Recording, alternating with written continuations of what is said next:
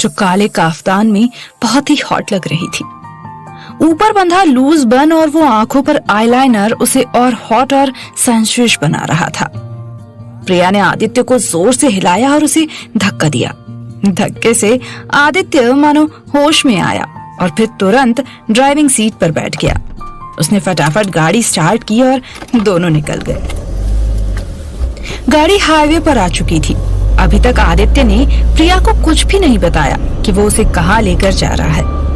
प्रिया ने आदित्य को कोहनी मारी और इरिटेट होते हुए बोली, अरे कहाँ चले जा रहे हो? सुहागरात सिटी के बाहर मनाओगे क्या? आदित्य ने उसे देखा और बोला, तुम पहले तो आने के लिए 10 बहाने बना रही थी, अब आ गई हो तो तुरंत सब कुछ हो जाए, है ना? अरे यार थोड़ा पेशेंस रखो। If I have said something तो सोच समझ कर ही कहा होगा।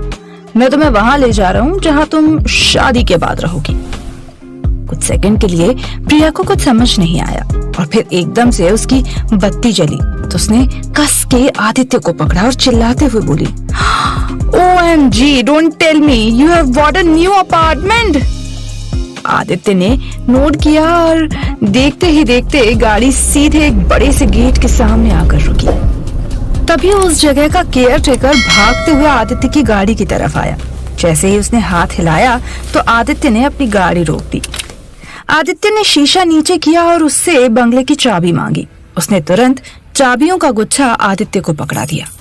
आदित्य ने जाते हुए उससे पूछा, तुम वैसे कब आए? यहाँ तो वो वागले जी थे। लड़का बीच में ही बोला, हाँ वो मेरे चाचा हैं, वो गांव गए हैं। अब मैं ही रहूंगा इधर। आप लोग बता दो कभी शिफ्ट होने का है करके, तो मैं सारा बंदोबस्त करके रखूंगा। चलो साहब, कुछ रात को बोनी करवा दोगे तो अच्छा रहेगा। आदित्य ने उसे गाड़ी के होल्डर से 100 का नोट निकालकर थमा दिया। लड़का नोट लेकर निकल गया।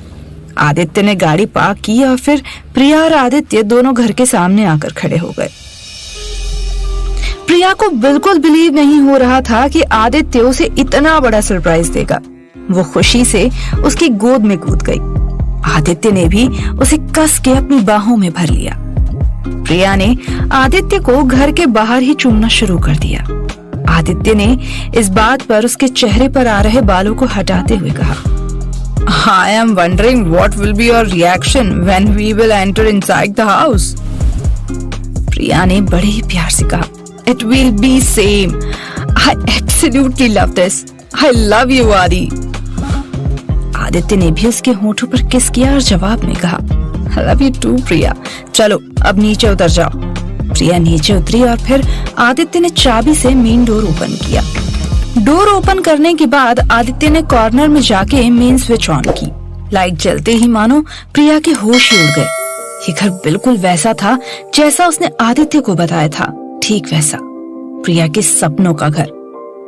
मिनिमल डिजाइन, लाइट शेड के पर्दे, बड़ा सा हॉल, बड़े रोशनदान।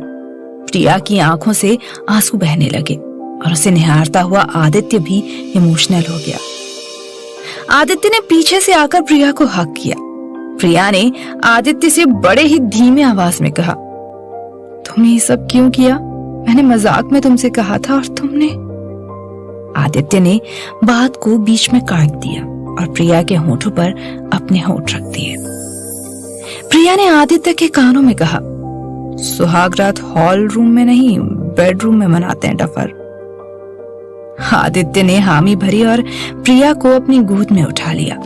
सीढ़ियों से होता हुआ वो प्रिया को देखते हुए एक एक सीढ़ी चढ़ रहा था। वहीं खिड़की के बाहर किसी की परछाई नजर आ रही थी। आखिर ये कौन था जो आदित्य और प्रिया के प्राइवेट मोमेंट्स के बीच आना चाहता था?